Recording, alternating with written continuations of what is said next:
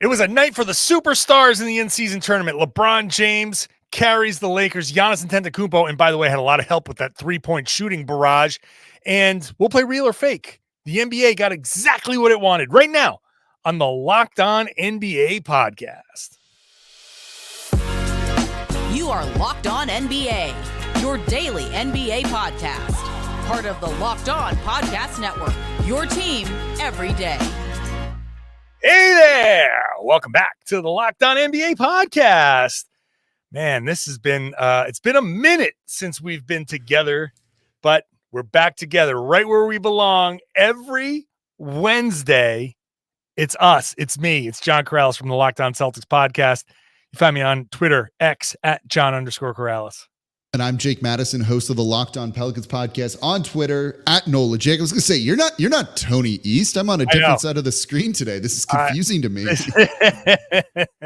Yep. I'm back in my seat. I'm back on that left side of the screen. It's just exploring the studio space. It feels good. It feels right. You picked a good night to come back. We got a good game. One game was good. One game was kind of interesting. 1.5 good games. Yeah, that's a good way to put it. The other half was but two in-season tournament games that we'll talk about, and then later on we'll play our game of real or fake. That as we head into Las Vegas, where does the NBA stand on this? How do they feel?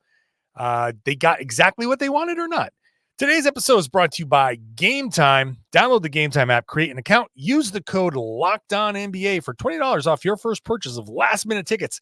A couple of last-minute tickets there for people in Boston, my home market, where all of a sudden there's a regular season game on Friday because they did not get past the Pacers, and they're now going to play the New York Knicks. We'll talk about that in the second segment. But the Lakers have now forced the Suns into just a plain old regular season game while they move on to Las Vegas. The Lakers get 31 points from LeBron James, 12 of 25 shooting, 11 assists, 8 rebounds. And Jake, I don't know if you've heard, but he's 38 years old. He's almost 39. Yeah, he was good, huh? He was good. really good. It's look, it is kind of impressive that he's at this age doing this and more or less like willing this team to this berth in the in-season tournament in Vegas in the semifinals here. I did a crossover episode with Matt George of Locked On Kings since our two teams played each other.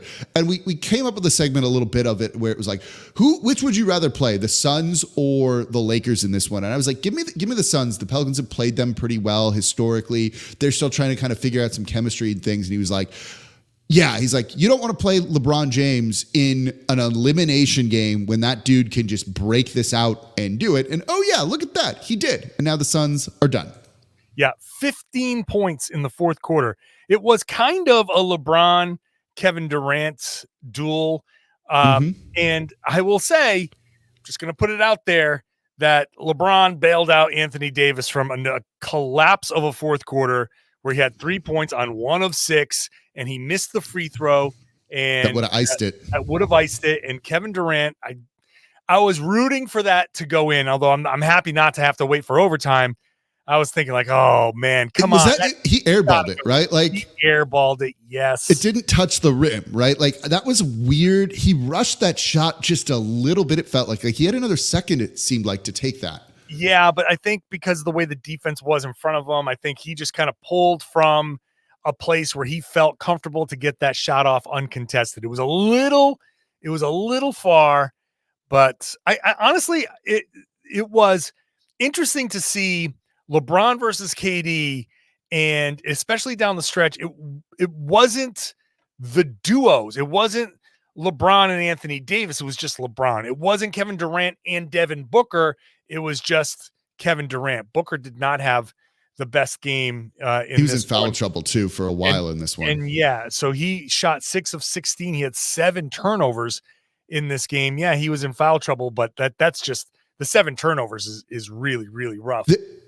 They looked out of sorts in the beginning of this one. It looked like the Lakers were going to run away with this game. It felt they were up 12 at halftime because of all of the turnovers in the first quarter for the Phoenix Suns. And they straight up looked like a team that was trying to how do we play with each other? Do we have chemistry yet? Are we building it? And then, oh yeah, talent tends to win out. And it was a fun duel between Durant and LeBron as the game went on.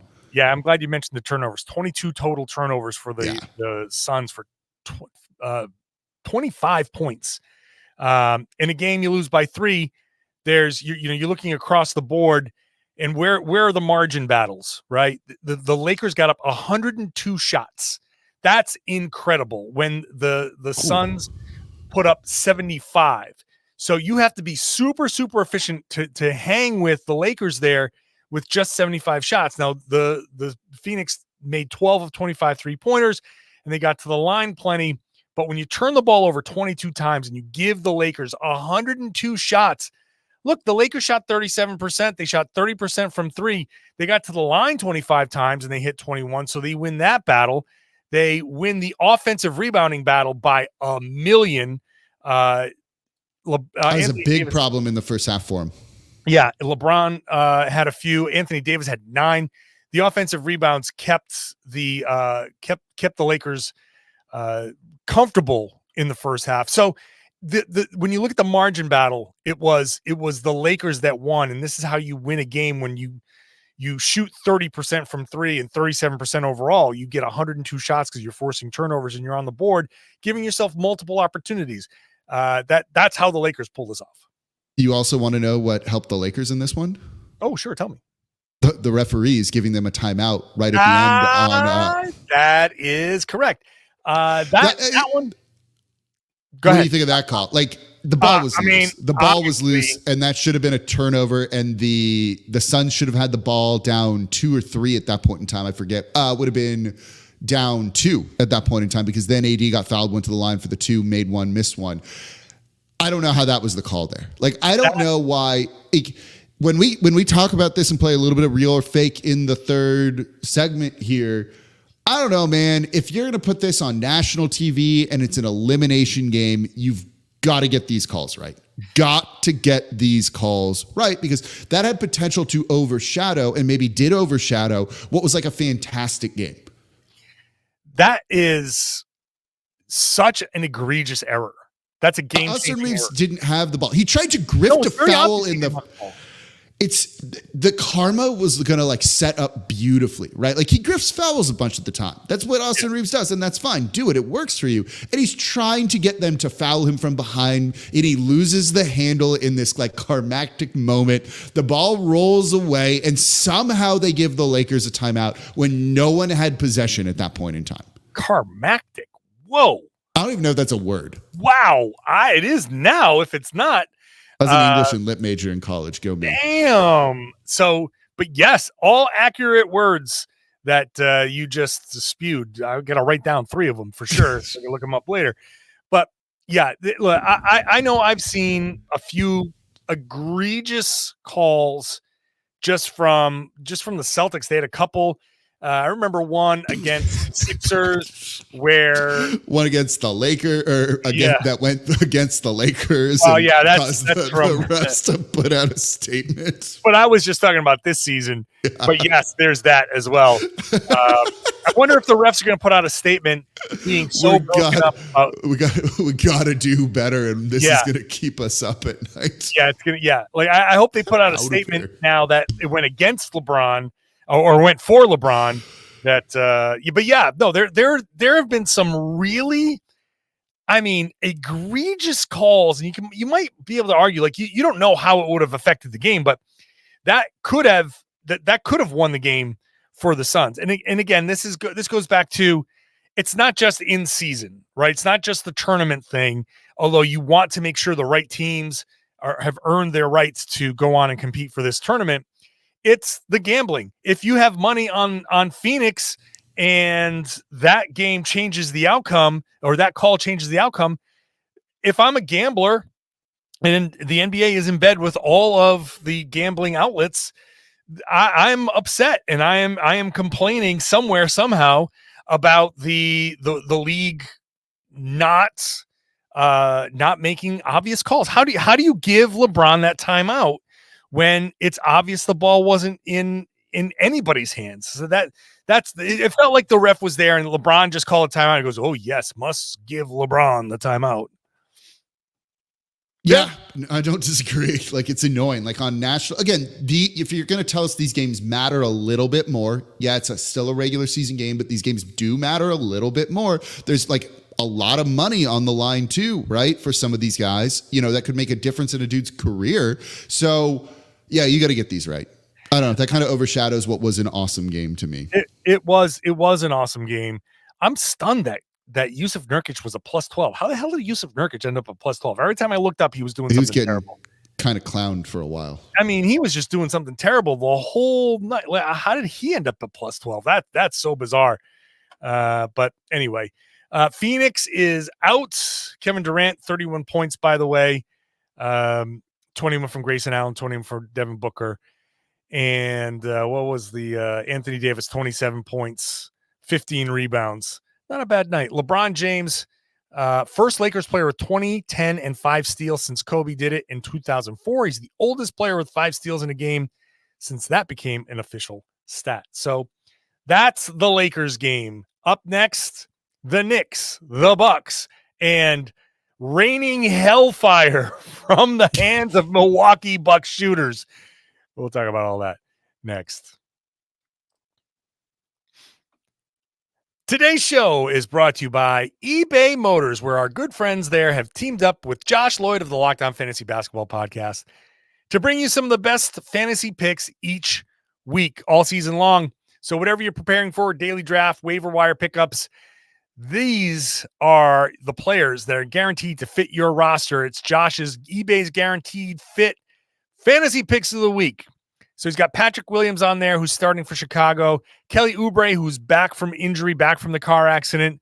So he will probably pick up some scoring. Derek Lively, who, if you're looking for a center. Killian Hayes, who's going to probably remain in the starting lineup in Detroit. So you can get some assists and steals. But I'm looking at Obi Toppin, especially now, obviously I'm looking at him because the Celtics just lost to the Pacers and he, it was shooting pretty well, and he's been shooting the lights out, and the Pacers are continuing to play. It's a weird week. So if Obi Toppin is available, this is a great pick by Josh Lloyd because you need to find some obscure players or maybe players that'd be available in a week where maybe the Pacers are going to play 2 more games. So maybe Toppin is a good choice. Josh Lloyd from Locked On Fantasy Basketball, he's going to help you win your fantasy championship, and eBay Motors knows a championship team is all about players being a perfect fit. It's the same with your vehicle. With over 122 million parts for your number one ride or die, you can make sure your ride stays running smoothly. So whatever it is, brake kits, LED headlights, roof racks, bumpers, whatever your baby needs, eBay Motors has it. And with eBay Guaranteed Fit, it's guaranteed to fit your ride the first time, every time, or your money back. Plus, at these prices, you're burning rubber, not cash. Keep your ride or die alive at ebaymotors.com. eBay Guaranteed Fit, only available to U.S. customers. Eligible items only. Exclusions apply.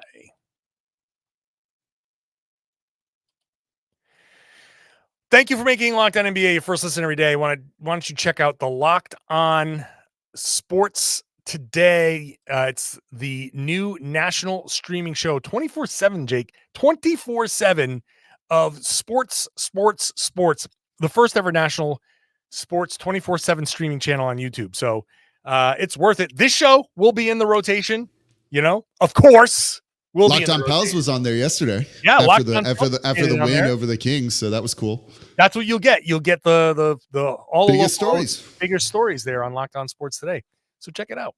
The biggest story for the Milwaukee Bucks is they are going to Las Vegas after beating the New York Knickerbockers 146 to 122, 146 to 122. It was 75-72 at halftime. And then one team remembered how to play defense, the Milwaukee Bucks, and the other team still did not play any. The Bucks scored 37, 38, 37, and 34 points in the 4 quarters, where the Knicks were held to 50 points in the second half, and thus the 24-point loss. But the big story, Jake, 23 of 38 from three, the Milwaukee Bucks versus 7 of 23 from three for the New York Knicks.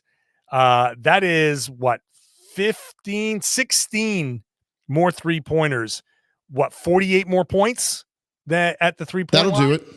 That's going to win you a lot of games.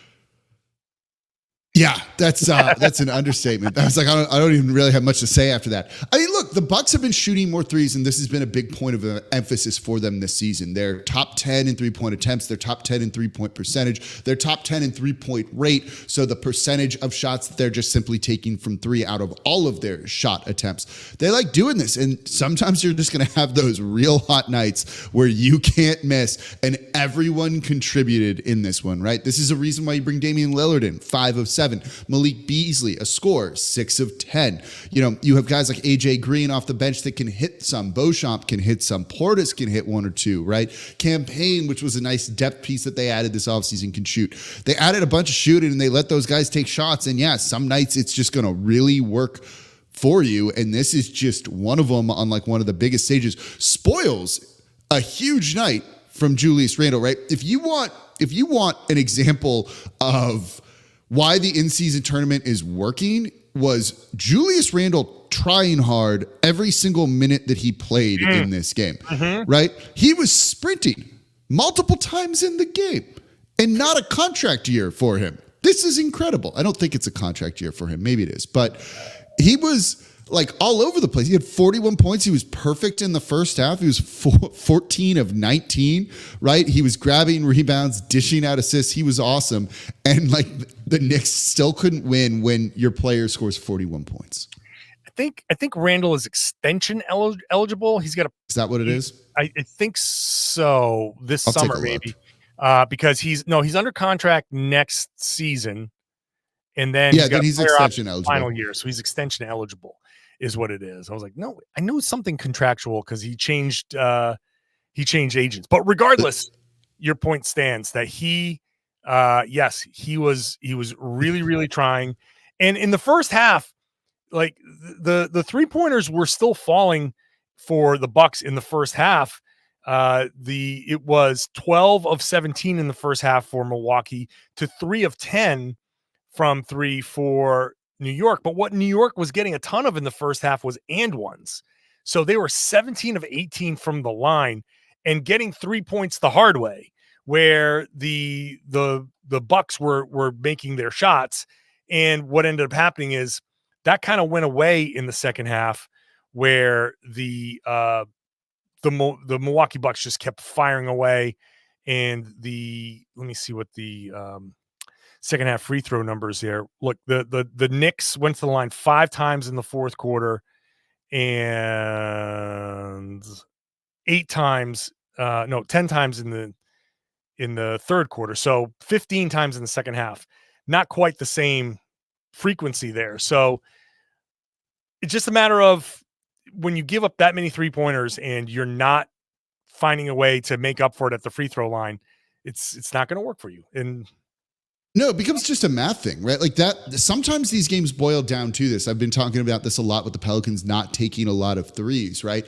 Opponents can get back into a game when it comes to that. If you're trading 2s for 3s and over a period of time, a half, a team's either going to pull away or shrink a lead because of that. So you need to have those shots falling, whether you're getting the line, like you said, or making your threes with the Knicks, which the Knicks definitely did not do in the second half of this game, taking just 13 compared to 21 for the Milwaukee Bucks and going 4 of 13 when the Bucks hit 11 threes, right? Like it just becomes a huge problem. Shooting still rules the NBA in 2023 going into 2024. Yeah. And then Giannis being Giannis, 35 points. Still good. 15 of 22, 10 assists, 8 rebounds, 3 steals, just, monster Giannis. He and Dame combined for 63 points. So regardless, that's going to get you a lot. So that's the Knicks. The Knicks now go to play Boston on Friday, and the Bucks move on to play the Pacers in the in-season tournament. Which I'm pretty pumped about that game, given the Bucks just scored over 140 and the Pacers have like the best offense in league history right now. Like give me a race to 155 points in that game, please. You think the over under? What's the over under? Is going to be 300? Can they? No, there's no way you can actually do that. But I would love to see that. That would be so cool. Let's play it quick before we get to real or fake. Real or fake? They'll get to 300 points in that game. It's fake, but it's going to come closer, I think, than people maybe realize. Oh, I want it to be real so bad. I want it to be real. Everyone bad. with that Pacers Hawks game when they're like, they're not playing defense. I hate this. Screw you. That game was awesome. Give me all the offense all the time. Give me 3-pointers, dunks. I want any defense played, not in this. Lakers, Pelicans, which is fun for you. Oh, yeah. And Bucks, Pacers. Two nice matchups. Two nice storylines. The NBA sitting pretty here with this in-season tournament. We'll play real or fake with them. I feel like I know where we're going to go with this question of the NBA got what they wanted with this in-season tournament. That's coming up next. Couple of last-minute games here, regular season games being hosted here, Sacramento and Boston. So open up the Game Time app, download that, use the code LOCKEDONNBA. You're going to get $20 off if you want to get those last-minute tickets to those games, but it doesn't have to be games. It could be any kind of show. It could be a comedy show, could be a concert, could be whatever it is, theater. Just go to the Game Time app and use that code LOCKEDONNBA. Why Game Time versus all the other ticketing apps? Well, they bundle all their prices so you know what you're paying up front. You're not going to say, oh, I'm paying $150, and you go to checkout and you get hit with $75 in fees. And you're like, well, that's not what I thought I was paying. You know what you're going to pay when you go to checkout. You get to see the view from your seat before you buy. So you know exactly what you're going to be looking at when you go to whatever venue you're going at. And you can buy the tickets in 2 taps. They've got deals right up to the start of the event. You can find exclusive flash deals and sponsored deals. You can use their zone deals where you pick the section and Game Time picks the seats. That gets you an average about 18% savings. And Game Time has their guarantee, which means if you find tickets in the same section or in row for less, they will credit you 110% of the difference. That means you're always going to get the best price. Take the guesswork out of buying tickets with Game Time. Download that app. Use the code LOCKEDONNBA. You get $20 off your first purchase. Terms apply. Again, create an account. Redeem the code LOCKEDONNBA, LOCKED. The name of this podcast, Locked On NBA, for $20 off. Download Game Time today. Last minute tickets. Lowest price guaranteed. It'd be fun for everybody to check out all of the podcasts that are available from tonight's night in the NBA. So Locked On Suns, Lakers, Bucks, Knicks. You're going to get full, great, in-depth coverage of all of these games. There's a lockdown for every one of these teams. So check them out. And they're going to be fun to follow in Las Vegas. I was so looking forward to going to Las Vegas, Jake. No, you wanted to go to Vegas? What? No way. No. But actually to do some work into podcasts from the T-Mobile Center, that would have also been fun. But nevertheless, these are going to be 2 fun matchups, I think.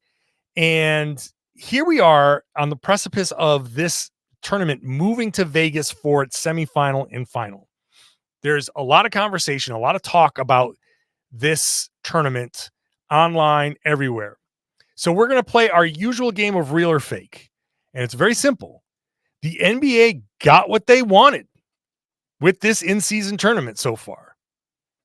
So I would say real. Nick Friedel probably says fake based off his tweet the other day. But besides, I didn't see it. Oh no! Oh boy, go look that up while I'm talking here.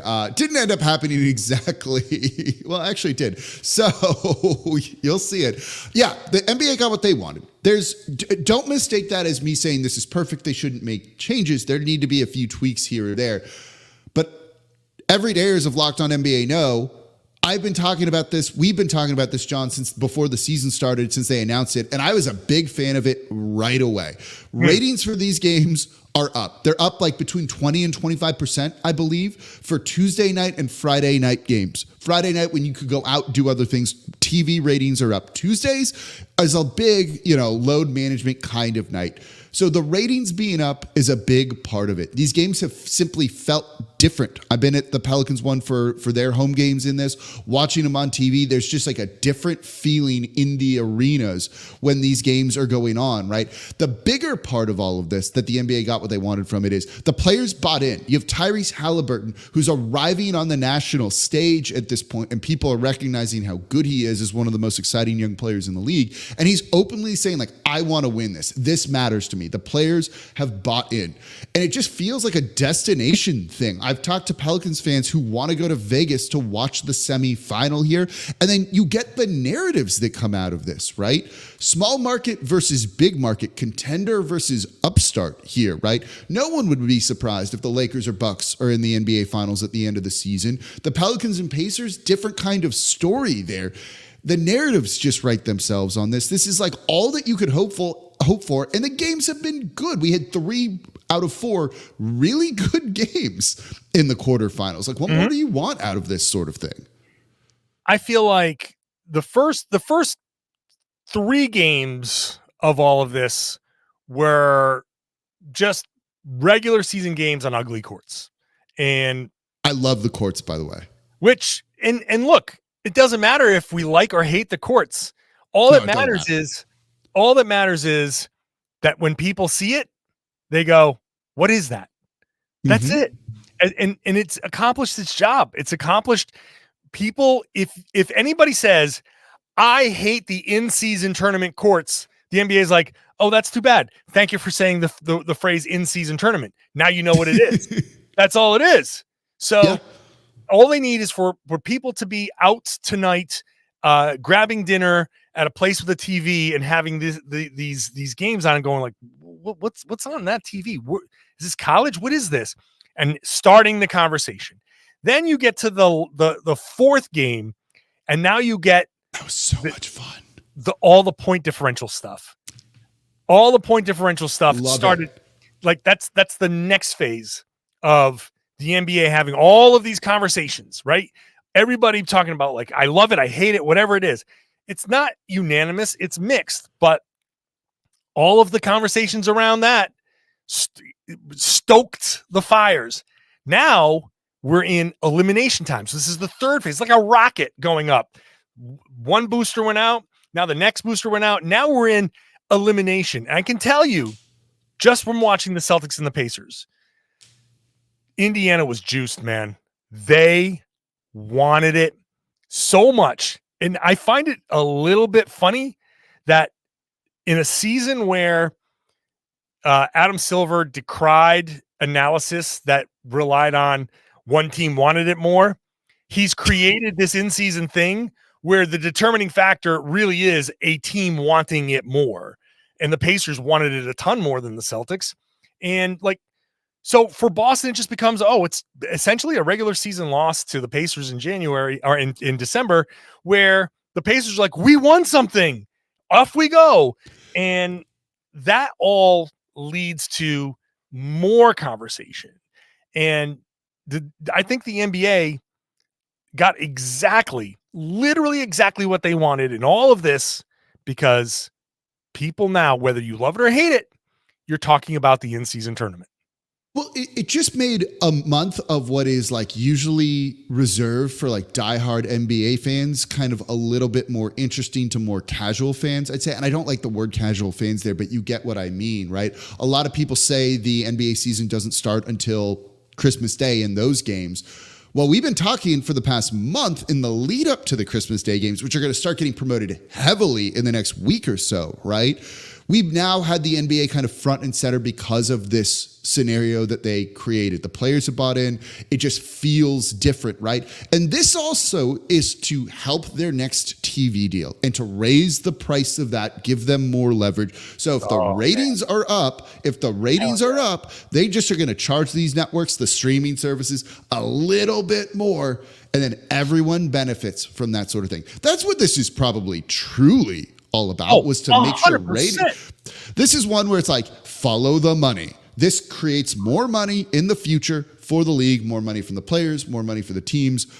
Boom, it worked. Look, it's gimmicky. It's absolutely gimmicky.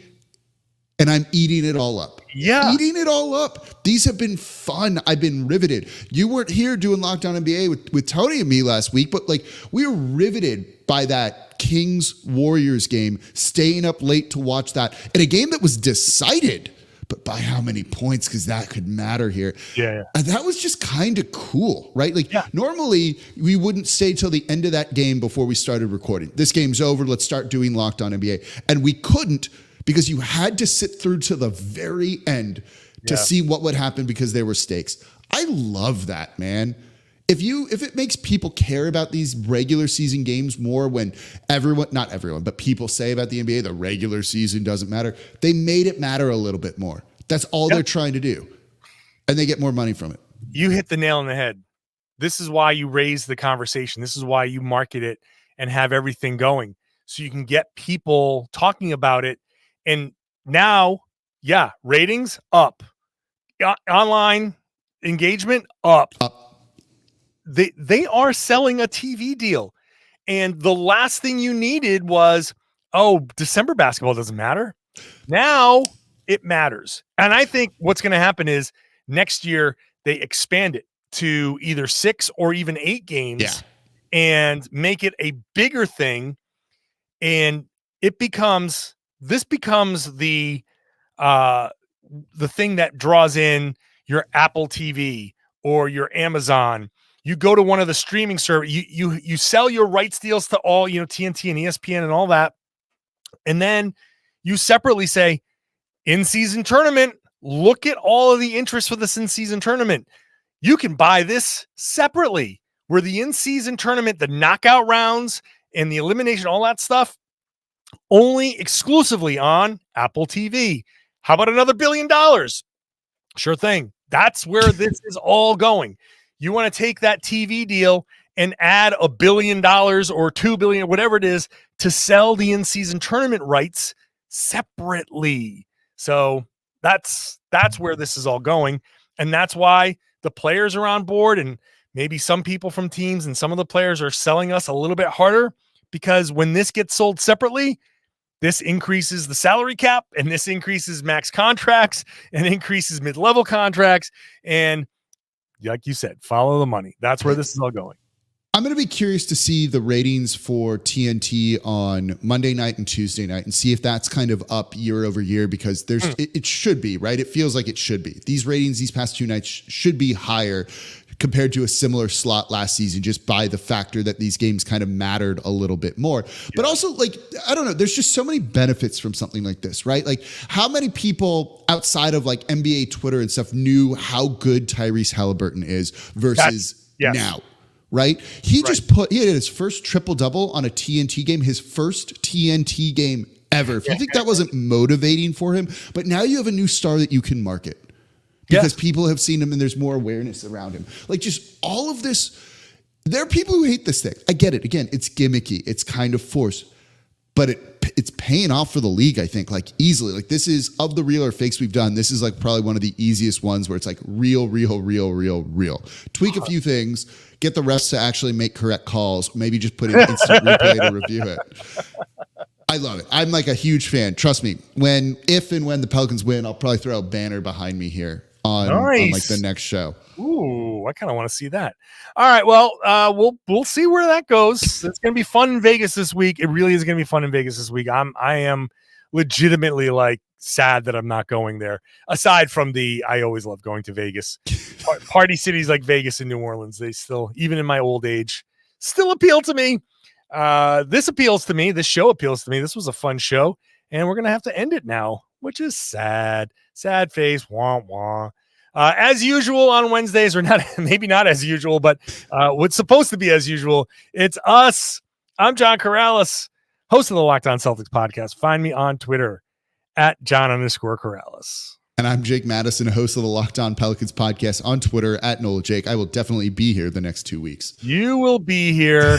I will not, because the Celtics play and my job forces me to work for like many hours after games. So sadly, that's the case. But I still implore you to subscribe wherever you get your podcast. Watch the show on YouTube. Get into that comment section. Let us know what you think about the in-season tournament. And especially share the podcast. Tell your friends and family and everybody that they should be listening to and watching the Locked On NBA podcast right here in the Locked On Podcast Network. It's your team every day.